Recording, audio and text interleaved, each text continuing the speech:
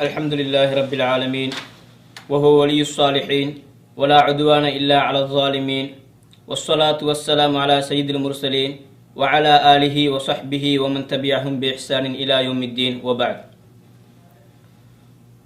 அன்புக்குரிய சகோதரர்களே, ஒரு மனிதன் இஸ்லாமிய மார்க்கத்தை ஏற்க வேண்டுமென்றால் அவன் பிரதானமான 2 அடிப்படைகளை நிச்சயமாக அவன் ஏற்றுக்கொள்ள வேண்டும்.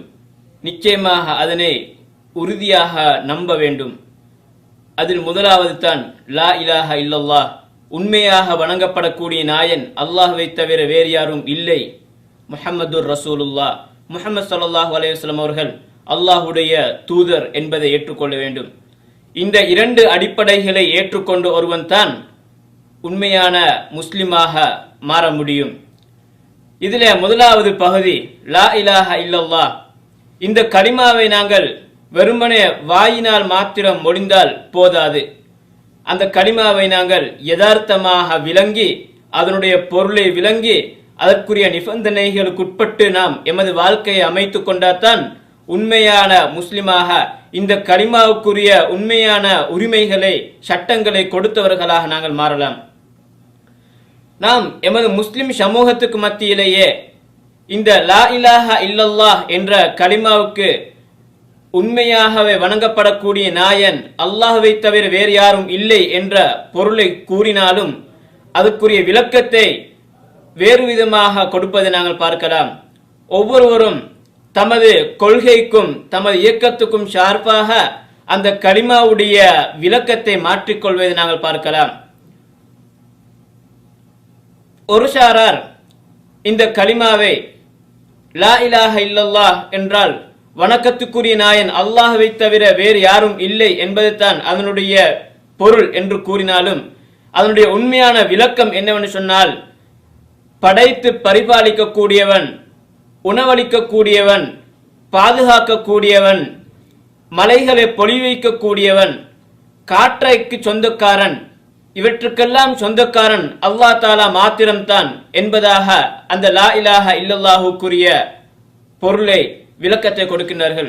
சுருக்கமாக கூறுவதாக இருந்தால், உலகத்தில் இருக்கக்கூடிய பொருட்களுக்கு வஸ்துக்களுக்கு எந்த ஒரு சக்தியும் இல்லை, எல்லாம் அல்லாஹ் தாலாவை கொண்டு தான் அமைகின்றன என்ற அந்த விளக்கத்தை லா இலாஹ இல்லல்லாஹுக்கு கொடுக்கின்றார்கள். மற்றும் ஒரு சாரார் லா இலாஹ இல்லல்லாஹ் என்று சொன்னால் ஆட்சி அதிகாரங்கள் அனைத்தும் அல்லாஹ் தாலாவுக்கு மாத்திரம்தான் சொந்தமாக இருக்க வேண்டும், அதிலே வேறு யாருமே கூற்று சேர முடியாது. எனவே லா இலாஹ இல்லல்லாஹ் சொன்னால் அரசாட்சி ஆட்சி அதிகாரம் எல்லாம் அல்லாஹுக்கு மாத்திரம்தான், அல்லாஹ் இறக்கியதை கொண்டு தான் நாங்கள் ஆட்சி அமைக்க வேண்டும், அந்த அடிப்படையிலே தான் நாங்கள் இந்த இஸ்லாமிய ஆட்சியை உருவாக்க வேண்டும் என்ற விளக்கத்தை லா இலாஹ இல்லல்லாஹுக்கு கொடுக்கின்றார்கள். உண்மையான இந்த லா இலாஹ இல்லல்லாஹுடைய விளக்கம் என்னவென்று சொன்னால், அல் குர்ஆனில் அல்லாஹ் தஆலா சொல்கின்றான், வலகத் பஅஸ்னா ஃபீ குல்லி உம்மத்திர் ரசூலன் அன் இஅ்புதுல்லாஹ் வஜ்தனிபுத் தாகூத். நாங்கள் ஒவ்வொரு சமூகத்திலேயும் ஒரு தூதரை நாங்கள் அனுப்பி வைத்தோம். என்ன விஷயத்தை கொடுத்து அனுப்பினோம்?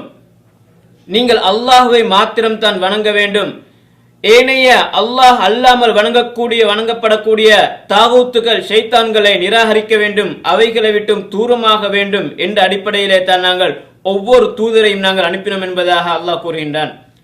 உலகத்திலே வேதங்கள் இறக்கப்பட்டதும் தூதர்கள் அனுப்பப்பட்டதும் எல்லாம் இந்த ஓரிரை கொள்கை லா இலாஹ இல்லல்லாஹுக்குரிய சரியான அர்த்தத்தை விளக்கத்தை கொடுப்பதற்காக வேண்டித்தான். ஏற்கனவே கூறியது போன்று இந்த லா இலாஹ இல்லல்லாஹுடைய விளக்கம் வஸ்துக்களுக்கு எந்த ஒரு சக்தியும் இல்லை, படைக்கக்கூடியவன், பரிபாலிக்கக்கூடியவன், நிர்வகிக்கக்கூடியவன் அல்லாஹ்வை தவிர யாரும் இல்லை என்று சொன்னால் இந்த கருத்தை நாங்கள் தௌஹீதுர் ருபூபியா, இது அல்லாஹ் தாலாவுடைய ஷேட்களிலே அவனை நாங்கள் ஒருமைப்படுத்துவதை நாங்கள் குறிக்கின்றோம்.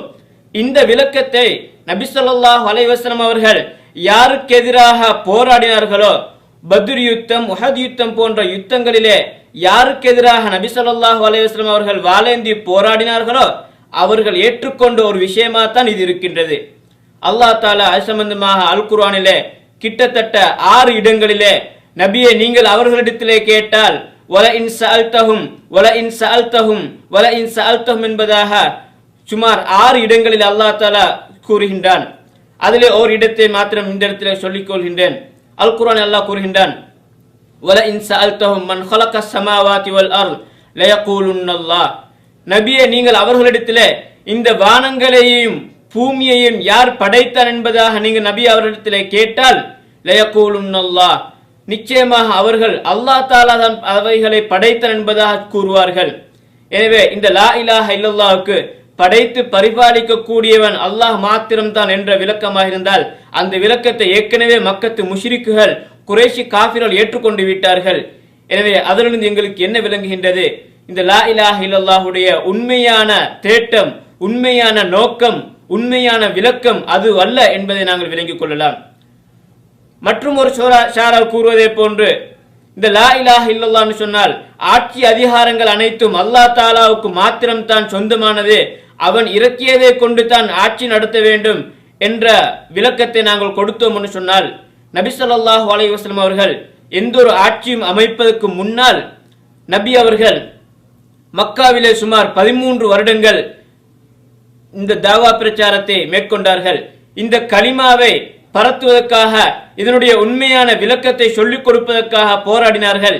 இதற்கு எதிராக நடக்கக்கூடியவர்களை அவர்களை திருத்துவதற்கு மிகவும் முக்கியத்துவம் கொடுத்தார்கள்.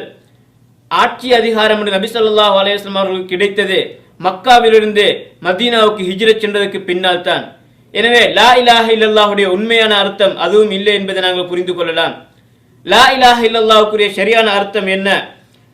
அல்லாஹ் தஆலா அல் குர்ஆனில் சொன்னது போன்று வலகத் பஅஸ்னா ஃபீ குல்லி உம்மத்திர் ரசூலா, நான் ஏற்கனவே ஓதி காட்டிய அந்த வசனத்தில் அல்லாஹ் சொல்கின்றான், அனிஅ்புதுல்லாஹ வஜ்தனிபுத் தாகூத், அல்லாஹ்வை மாத்திரம் வணங்க வேண்டும், அவனுக்கு அல்லாத வணங்கப்படக்கூடியவைகளை வெறுக்க வேண்டும் என்ற அடிப்படையிலே தான் அல்லாஹ் தஆலா கூறுகின்றான். இதுதான் உண்மையான அர்த்தமா இருக்கின்றது. இந்த ஓரிரை கொள்கையை தான் அல்லாஹ் தஆலா அல் குர்ஆனிலே முதலாக ஏவி இருக்கின்றான்.